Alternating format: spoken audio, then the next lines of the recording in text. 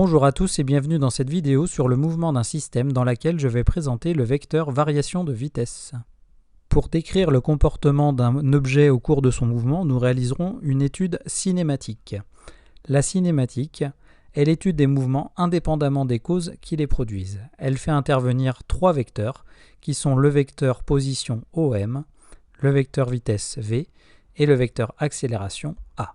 Cette année, nous ne parlerons pas de vecteur accélération, mais nous utiliserons plutôt le vecteur variation de vitesse ΔV, qui est proportionnel à l'accélération.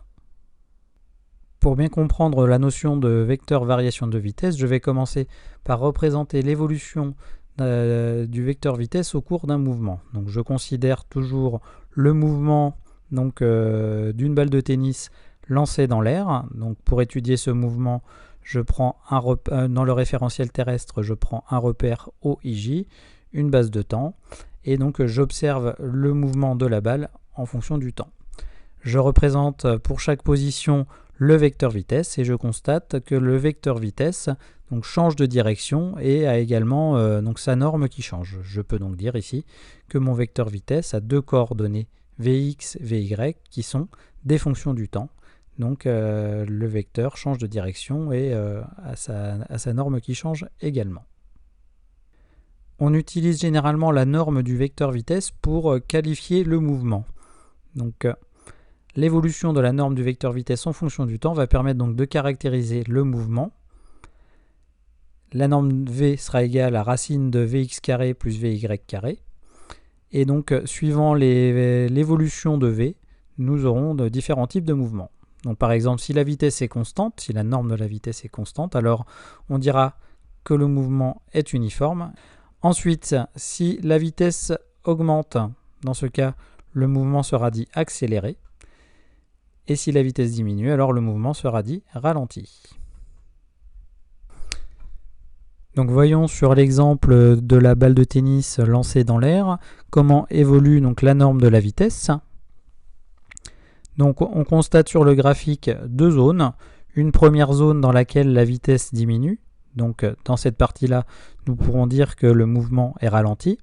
Et une deuxième partie dans laquelle la vitesse augmente. Et donc dans ce cas, nous avons un mouvement qui est accéléré. Nous avons vu précédemment que le vecteur vitesse avait sa direction et ou sa norme qui changeait. Nous pouvons donc, à partir des différents vecteurs vitesse, définir ce que l'on appelle le vecteur variation de vitesse. Donc le vecteur variation de vitesse, noté ΔV, entre deux instants t et t plus dt, sera défini par ΔV égale v de t plus ΔT moins v de t. Je vais présenter une méthode permettant donc de tracer le vecteur variation de vitesse en un point MI. Donc pour pouvoir faire cela, on commence par déterminer les vecteurs vitesse au point MI-1 et MI+1. Ensuite, on trace au point MI, donc le vecteur V MI+1. Et on ajoute le vecteur moins V MI-1.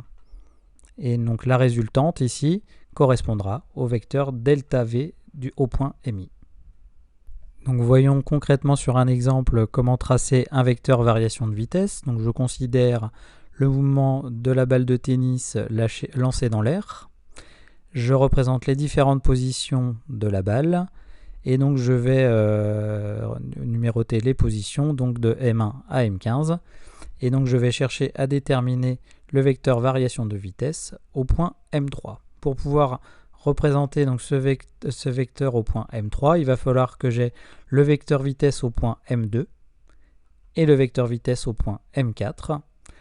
Une fois ces deux vecteurs obtenus, je vais donc commencer par placer le vecteur VM4 au point M3, auquel je vais ajouter le vecteur moins VM2, c'est-à-dire VM2 mais dans le sens opposé, ici, et j'obtiens donc la résultante, c'est-à-dire la somme de mes deux vecteurs, qui me donne donc le vecteur ΔVM3. Le tracé des vecteurs variation de vitesse au cours d'un mouvement est assez fastidieux à faire. On peut donc utiliser un script Python pour pouvoir tracer donc ce vecteur après avoir donc déterminé les différentes positions de l'objet au cours du mouvement. Donc si je reprends mon exemple de balle de tennis lâchée dans l'air, ou lancée dans l'air plutôt, donc je me suis dans mon référentiel terrestre avec mon repère OEJ et ma base de temps.